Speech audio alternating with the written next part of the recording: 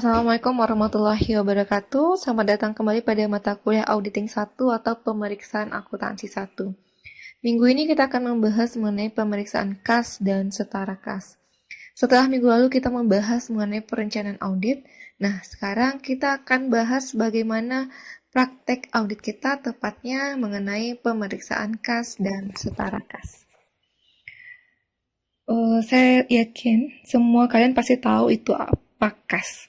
Ya, kas itu merupakan aktiva atau aset perusahaan yang paling liquid dan paling rentan terjadi penyelewengan, penipuan, dan pencurian. Kas itu juga merupakan alat pembayaran yang siap dan bebas dipergunakan untuk membiayai kegiatan umum perusahaan. Itu pengertian menurut SAK tahun 1994. Menurut PSAK nomor 2, kas itu terdiri dari saldo kas on hand, kas yang ada di tangan ya, dan rekening giro. Kemudian untuk setara kas itu merupakan investasi yang sifatnya sangat liquid, berjangka pendek, dan yang dengan cepat dapat dijadikan kas dalam jumlah tertentu tanpa menghadapi risiko perubahan nilai yang signifikan. Ya, kas itu merupakan aktiva. Dia dapat digunakan sebagai alat pembayaran. Dan karena kas ini sangat berharga, dia rentan untuk dilakukan penyelewengan, penipuan, ataupun pencurian. Nah, komposisi kas itu sendiri dapat diterima oleh bank dengan nilai nominal berupa uang kertas, uang logam, travel check, giro, cek belum di store. Ya. Untuk contoh-contoh perkiraan kas itu dapat berupa kas kecil, saldo rekening giro di bank, bond sementara, bond kas kecil yang belum dirembes, kemudian cek tunai yang akan didepositokan. Saya ulangi, contoh perkiraan kas yang pertama itu ada kas kecil. Yang kedua, saldo rekening giro di bank. Yang ketiga, bond sementara. Yang keempat, bond kas kecil yang belum dirembes. Yang kelima, itu adalah cek tunai yang akan didepositokan. Yang tidak dapat digolongkan sebagai bagian dari kas dan setara kas itu berupa deposito berjangka, kemudian cek mundur dan cek kosong, dana yang disisihkan untuk tujuan tertentu, rekening giro yang tidak dapat segera digunakan baik di dalam maupun di luar negeri. Nah, setara kas itu memiliki tujuan untuk memenuhi komitmen kas jangka pendek, bukan untuk investasi atau tujuan lain. Makanya di sini deposito berjangka, cek mundur, dan cek kosong, dan seterusnya itu tidak bisa dikatakan sebagai setara kas, karena tujuannya tidak untuk memenuhi komitmen kas jangka pendek, tapi tujuan di sini terlihat untuk investasi. Oke, sekarang kita lihat apa tujuan pemeriksaan kas dan setara kas? Nah, tujuan kita yang pertama itu adalah untuk memeriksa apakah terdapat internal control yang cukup baik atas kas dan setara kas dan transaksi penerimaan dan pengeluaran kas dan bank dengan ciri-cirinya sebagai berikut. Yang pertama, adanya pemisahan tugas dan tanggung jawab. Yang kedua, adanya rekonsiliasi bank yang dibuat secara rutin dan ditelaah atau direview. Yang ketiga, digunakan impress fund system untuk mengelola kas kecil. Yang keempat, penerimaan kas, cek, dan giro di store ke bank.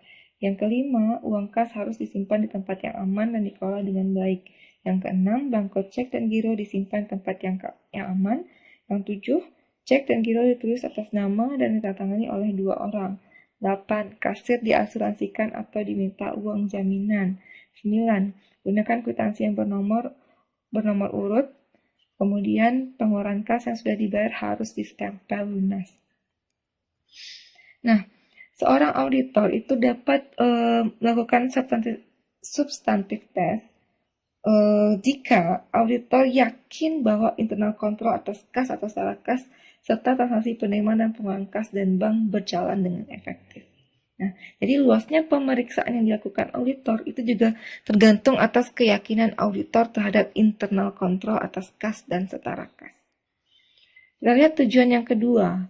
Tujuan yang kedua itu adalah untuk memeriksa apakah saldo kas dan setara kas yang ada di laporan posisi keuangan per tanggal neraca betul-betul ada dan dimiliki oleh perusahaan. Maksudnya di sini, auditor harus mempunyai keyakinan bahwa kas itu real adanya. Tidak dibuat-buat angkanya, tapi itu benar-benar ada, kas tersebut benar-benar nyata adanya, bukan hanya sebatas nominal yang tertulis. Jadi cara auditor untuk meyakinkan dirinya itu adalah dengan melakukan cash of name dan mengirimkan konfirmasi kepada pihak bank. Kita lihat tujuan yang ketiga. Yang ketiga adalah untuk memeriksa apakah semua transaksi yang menyangkut penerimaan dan pengeluaran kas betul-betul terjadi dan tidak ada transaksi fiktif. Dicek satu-satu apakah transaksinya itu benar-benar adanya atau hanya berupa transaksi fiktif. Yang keempat, untuk memeriksa apakah semua transaksi yang menyangkut penerimaan dan pengeluaran kas semua sudah dicatat dalam buku penerimaan kas dan pengeluaran kas. Kita cek penerimaan dan pengeluaran kas. Yang kelima, untuk memeriksa apakah semua transaksi yang menyangkut penerimaan dan pengeluaran kas sudah dicatat secara akurat, tidak ada kesalahan perhitungan matematis, dan tidak ada salah posting dan klasifikasinya. Tidak ada di sini pemeriksaan kas ini juga untuk meyakinkan kita kalau tidak ada terjadinya kesalahan pencatatan atau kesalahan memasukkan angka pada pos-pos tertentu. Yang keenam itu adalah untuk memeriksa apakah semua transaksi yang menyangkut penerimaan dan pengeluaran kas sudah dicatat pada waktu yang tepat, tidak terjadi pergeseran waktu pencatatan. Jadi, pemeriksaan ini juga bertujuan untuk meyakinkan auditor bahwa pencatatan itu sesuai dengan real time. Artinya, pencatatan itu terjadi sesuai dengan waktu transaksi itu terjadi. Kemudian yang ketujuh, itu adalah untuk memeriksa apakah ada pembatasan untuk penggunaan saldo kas dan setara kas. Nah, di sini, jika perusahaan melakukan penyisian dana untuk keperluan pelunasan obligasi berikut bunganya, maka dana tersebut tidak dapat dilaporkan sebagai bagian dari kas di aset ancar. Ya. Yang ketujuh tadi adalah untuk memeriksa apakah ada pembatasan untuk penggunaan saldo kas dan setara kas. Jika kita menyisihkan uang kita untuk pembayaran atau untuk kewajiban, maka uang yang disisihkan itu tidak bisa dimasukkan ke dalam saldo kas. Begitu juga jika ada saldo rekening giro yang dibekukan karena perusahaan tersangkut suatu masalah hukum, maka saldo tersebut tidak boleh juga dilaporkan sebagai bagian dari kas di aset lancar. Ya. Poin yang ketujuh, untuk memeriksa apakah ada pembatasan untuk penggunaan saldo kas dan setara kas. Jika kas kita sisihkan untuk pelunasan obligasi atau ada rekening kita yang dibekukan, maka jumlah atau nominal rekening yang disisihkan atau deposito yang dibekukan itu tidak boleh dijumlahkan terhadap kas ataupun setara kas yang kita miliki. Yang kedelapan itu adalah untuk memeriksa seandainya ada saldo kas dan setara kas dalam valuta asing. Nah, di sini kita lihat apakah saldo kita itu sudah kita konversikan ke dalam rupiah dengan menggunakan kurs yang ada pada BI pada tanggal posisi keuangan. Ya, jika kita mempunyai saldo dengan mata uang asing, kita harus mengkonversikan atau harus kita kurskan dengan mata uang rupiah kita pada tanggal posisi keuangan atau pada tanggal neraca, dan kita lihat berapa selisih kurs yang terjadi yang sudah dibebankan atau dikreditkan ke laba rugi komprehensif. Ya, jadi saldo kas yang menggunakan mata uang asing itu harus dikonversikan ke rupiah. Nanti kita akan lihat selisih dari pengkonversian itu. Nah, 9 itu adalah untuk memeriksa apakah penyajian di laporan posisi keuangan sesuai dengan standar akuntansi keuangan Indonesia. Pencatatan yang dilakukan oleh manajemen itu semuanya harus berdasarkan standar akuntansi keuangan yang berlaku. Tidak terkecuali untuk pencatatan kas yang kita lakukan. Menurut PSAK, kas dan setara kas itu disajikan di laporan posisi keuangan tepatnya pada aset lancar. Itu sudah umum ya, kas itu tidak pernah letaknya pada aset tetap. Dia liquid, karena dia liquid maka letaknya adalah pada aset lancar. Kemudian kas dan setara kas yang penggunaannya dibatasi dapat dimasukkan dalam aset lancar hanya jika pembatasan tersebut dilakukan untuk menyisihkan dana untuk melunasi kewajiban jangka pendek. Ya. Kalau kas dan setara kas kita digunakan untuk melunasi kewajiban jangka pendek, baru dia bisa dimasukkan ke dalam akun kas dan setara kas kita. Yang ketiga, itu adalah saldo kredit pada perkiraan kas bank disajikan pada kelompok kewajiban sebagai kewajiban jangka pendek. Kira-kira itulah pencatatan yang sesuai dengan standar akuntansi keuangan. Ada 9 tujuan yang sudah saya jelaskan. Nah, sekarang kita kan judulnya prosedur pemeriksaan kas dan setara kas. Jadi, kita asumsikan diri kita ini adalah seorang auditor. Seorang auditor yang akan melakukan audit terhadap laporan keuangan. Audit terhadap laporan keuangan, semua yang ada atau nominal-nominal yang ada pada neraca itu tidak bisa kita percayai sepenuhnya. Nah, seorang auditor itu harus bersikap kritis. Maka, angka-angka yang ada pada neraca itu tidak bisa kita percayai 100%. Kita akan lakukan prosedur pemeriksaan kas dan setara kas. Yang pertama, kita pahami dan evaluasi internal kontrol atas kas dan setara kas serta transaksi penerimaan dan pengeluaran kas dan bank. Hasil evaluasi seorang auditor terhadap internal kontrol atas kas dan bank atau setara kas itu dapat berupa kesimpulan apakah internal kontrol itu berjalan efektif atau tidak. Nah, auditor memahami bagaimana internal kontrol terhadap kas dan setara kas, kemudian mengevaluasi internal kontrol tersebut dengan menyimpulkan apakah internal kontrol tersebut berjalan secara efektif atau tidak. Jika auditor menyimpulkan bahwa internal kontrol itu efektif, berarti luasnya pengujian atas kewajaran saldo kas dan setara kas per tanggal laporan posisi keuangan bisa dipersempit, karena kemungkinan terjadinya kesalahan adalah kecil. Dan jika kesalahan terjadi, akan bisa segera ditemukan oleh pihak perusahaan. Nah, untuk memahami internal kontrol yang terdapat di perusahaan, auditor bisa melakukan wawancara atau melakukan tanya jawab dengan klien dengan menggunakan internal control questionnaire. Jadi, auditor akan menyiapkan questionnaire terkait internal control kas dan setara kas untuk memahami bagaimana internal control yang diterapkan pada perusahaan tersebut. Kemudian hasil dari kuesioner tersebut selanjutnya akan digambarkan dengan flowchart. Nah, jika disimpulkan bahwa internal control itu berjalan dengan baik atau sedang, maka auditor harus melakukan tes ketaatan atas transaksi penerimaan dan pengeluaran kas untuk membuktikan apakah internal control itu berjalan secara efektif atau tidak. Saya ulangi, jika internal control itu disimpulkan berjalan dengan baik, maka tes yang akan dilakukan oleh auditor adalah tes ketaatan atas transaksi penerimaan dan pengeluaran kas. Nah, jika internal controlnya itu berjalan dengan lemah, maka auditor tidak perlu melakukan tes ketaatan, tetapi akan langsung melakukan substantive test. Salah satu cara untuk melakukan pengujian terhadap kas dan setara kas itu kita asumsikan untuk penerimaan kas.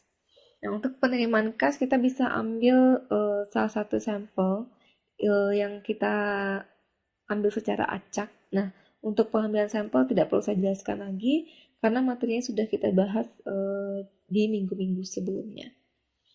Kita lihat penerimaan kas, kemudian kita periksa bukti penerimaan kas tersebut. Kita periksa apakah penerimaan kas tersebut ada otorisasi dari pejabat yang berwenang atau tidak. Kemudian apakah lengkap bukti pendukungnya? Misalkan penerimaan kas itu disertai dengan kwitansi. Nah, untuk kwitansi tersendiri tentu kwitansi yang bernomor urut cetak supaya meminimalisir terjadinya kwitansi palsu. Kemudian apakah transaksi tersebut sudah dimasukkan kepada pos-pos pada rekening yang sesuai. Itu kira-kira prosedur yang pertama. Kemudian untuk prosedur yang kedua, kita akan buat top schedule kas dan setelah kas per tanggal laporan keuangannya. Yang ketiga, kita lakukan cash count atau perhitungan fisik uang kas per tanggal laporan keuangan. Bisa juga sebelum atau sesudah tanggal laporan keuangan. Nah, cash count ini merupakan untuk pemeriksaan atau tahap cash count ini itu dapat dilakukan dengan cara melakukan cash opname. Nah, jika kita melakukan cash opname, maka kita akan buatlah berita acara cash opname-nya. Nah, rekan-rekan mahasiswa bisa download bentuk berita acara cash opname. Biasanya di situ detail ya, hari, tanggal, jam berapa kita melakukan cash opname. Kemudian berapa jumlah uang yang ada pada saat itu, berapa lembar uang kertasnya, berapa lembar uang logamnya, totalnya berapa. Kemudian diketahui oleh orang-orang yang berwenang dalam berita acara cash opname tersebut. Nah, untuk lebih pahamnya, rekan-rekan mahasiswa bisa mendownload berita acara cash opname atau lihat pada buku auditing. Yang keempat itu adalah kirim konfirmasi atau dapatkan pernyataan saldo dari kasir dalam hal tidak dilakukannya cash count. Nah, untuk kas yang berada di cabang atau kas yang jauh letaknya, artinya ketika kita melakukan pemeriksaan kan perusahaan itu pasti ada beberapa perusahaan yang kita periksa memiliki cabang. Nah, jika cabangnya itu jauh dan tidak memungkinkan kita untuk melakukan pemeriksaan ke sana, kita bisa kirimkan yang namanya konfirmasi. Nah, jadi auditor tidak perlu mengunjungi kantor cabang tersebut karena mempertimbangkan cost dan benefitnya, sehingga cukup dikirimkan lembaran konfirmasi terhadap kantor cabang. Yang kelima, itu adalah kirim konfirmasi untuk seluruh rekening bank yang dimiliki perusahaan. Untuk contoh konfirmasi, itu juga bisa rekan-rekan lihat pada buku atau download. Biasanya itu ada kita tampilkan atau kita tulis di situ memohon konfirmasi benar atau tidaknya saldo rekening bank yang tertulis pada neraca. Kita akan tuliskan berapa nominal yang ada pada neraca, kemudian kita minta cocokkan pada pihak bank apakah benar atau tidak. Nanti pihak bank itu akan membalas surat konfirmasi kita, ya. Atau bahasa lainnya begini, kita kirimkan surat konfirmasi yang ditandatangani oleh pejabat perusahaan, kemudian kita cantumkan nama rekening bank perusahaan, lalu kita cantumkan nominalnya. Nah, nanti pihak bank akan mencocokkan angka yang kita tulis dengan angka yang sebenarnya ada pada pihak bank. Nah, untuk surat konfirmasi ini harus tetap kita kirimkan walaupun perusahaan sudah menerima rekening koran. Karena hal tersebut merupakan standar audit prosedur untuk mendapatkan bahan bukti audit. Nah, walaupun kita punya rekening koran untuk mencocokkan data rekening bank kita tetap harus mengirimkan konfirmasi untuk mendapatkan bukti audit. Kemudian jawaban konfirmasi itu nantinya dikirim langsung oleh pihak bank kepada auditor, bukan kepada klien. Kita lihat prosedur yang ke-6. Nah, prosedur yang ke-6, kita akan minta rekonsiliasi bank per tanggal neraca, misalnya tanggal 31 Desember 2012. Kalau terpaksa karena belum selesai Desember, dapat kita minta per 30 November 2012. Yang ke-6, kita minta rekonsiliasi bank per tanggal neraca. Seandainya pada tanggal neraca rekonsiliasi belum selesai, maka bisa kita minta per 30 November 2012. Yang ke-7, itu berkaitan dengan yang ke-6. Kalau kita sudah dapat rekonsiliasinya, maka kita lakukan pemeriksaan atas rekonsiliasi bank tersebut. Nah, rekonsiliasi bank itu harus dibuat oleh klien dan tugas auditor adalah memeriksa kebenaran rekonsiliasi tersebut serta mengusulkan audit adjustment jika ditemukan suatu kesalahan. Kalau tidak ada kesalahan berarti tidak ada audit adjustment-nya. Nah, prosedur audit yang biasa kita lakukan adalah yang pertama, kita cocokkan saldo menurut rekening koran bank dengan rekening koran bank yang bersangkutan dan jawaban konfirmasi bank. Yang kedua, kita periksa footing dan cross footingnya. Yang ketiga, kita cocokkan saldo menurut pembukuan dengan saldo buku kas atau bank dan buku besar kas atau bank. Yang keempat, kita periksa outstanding check dan outstanding deposit ke rekening koran bulan berikutnya. Kita perhatikan apakah ada cek yang outstanding lebih dari 70 hari sehingga perlu dibuatkan jurnal koreksinya. Yang terakhir, kita periksa biaya administrasi bank dan jasa giro ke rekening koran dan nota debit atau kredit dari bank.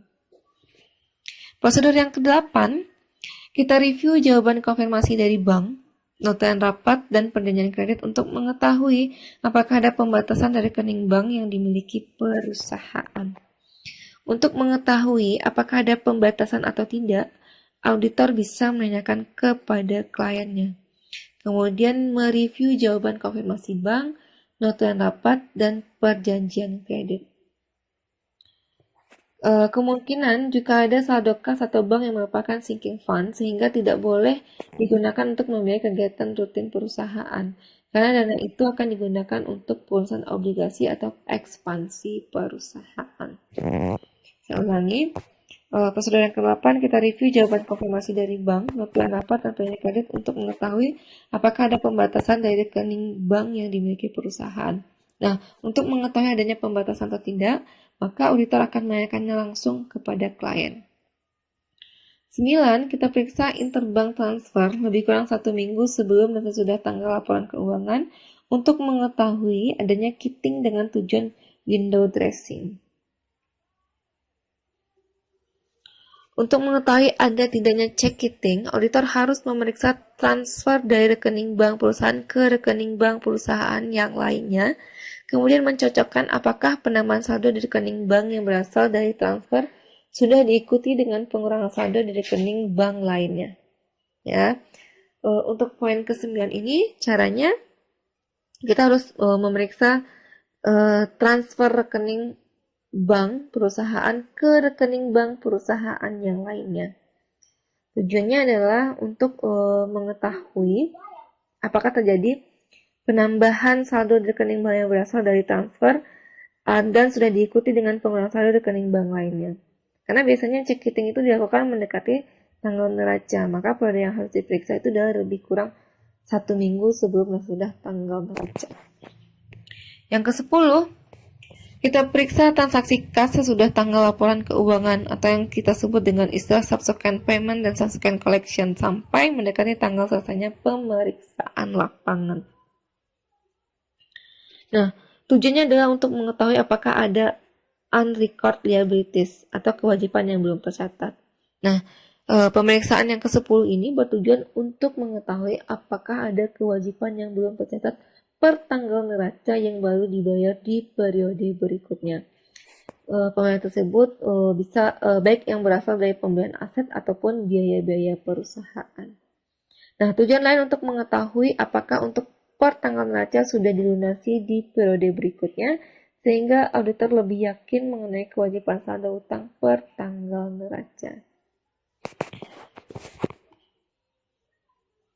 Next, yang ke-11, prosedurnya adalah seandainya ada saldo kas dan setara kas dalam mata uang asing per tanggal laporan keuangan, kita periksa apakah saldo tersebut sudah dikonversikan ke dalam rupiah dengan menggunakan kurs tengah BI pada tanggal laporan keuangan, dan apakah selisih kurs yang terjadi sudah dibebankan atau dikreditkan pada laba rugi tahun berjalan.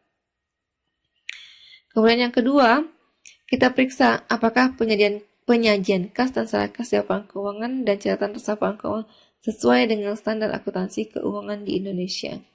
Jangan sampai salah pengungkapannya. Jangan sampai sesuatu yang tidak bisa digolongkan sebagai kas dan setara kas malah kita masukkan atau kita jumlahkan nominalnya terhadap kas dan setara kas. Contohnya di awal sudah saya jelaskan, misalkan tuh deposito berjangka itu tidak bisa dimasukkan ke dalam kas dan setara kas karena tujuannya berbeda. Tujuannya adalah untuk investasi. Sementara kas dan setara kas itu adalah liquid, dan jika dia berupa deposito ataupun yang lainnya itu jangkanya pendek atau dapat dengan cepat dilakukan pencairan kas. Jika pemeriksaan kita lakukan dengan baik, maka langkah terakhir dapat kita lakukan adalah kita buat kesimpulan di top schedule kas dan setara kas atau memo tersendiri mengenai kewajaran dari kas dan setara kas setelah kita menjalankan seluruh prosedur audit di atas.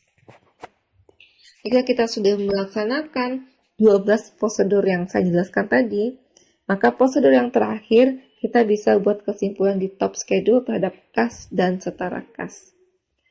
Dalam top schedule itu, maka kita bisa menarik kesimpulan apakah ada kewajaran dari kas dan setara kas yang dilakukan oleh pihak lain. Saya harapkan di sini rekan-rekan mahasiswa memahami prosedur pemeriksaan kas. Untuk lebih memahaminya, bawakan diri kalian atau anggaplah diri kalian itu adalah seorang auditor yang sedang melakukan pemeriksaan. Jadi kalian akan merasa benar-benar melakukan pemeriksaan. Kalian lakukan step by step yang sudah saya jelaskan tadi, sehingga kalian memahami bagaimana seorang auditor melakukan pemeriksaan kas dan setara kas. Oke, saya rasa cukup untuk materi hari ini. Saya ucapkan terima kasih atas perhatiannya. Assalamualaikum warahmatullahi wabarakatuh.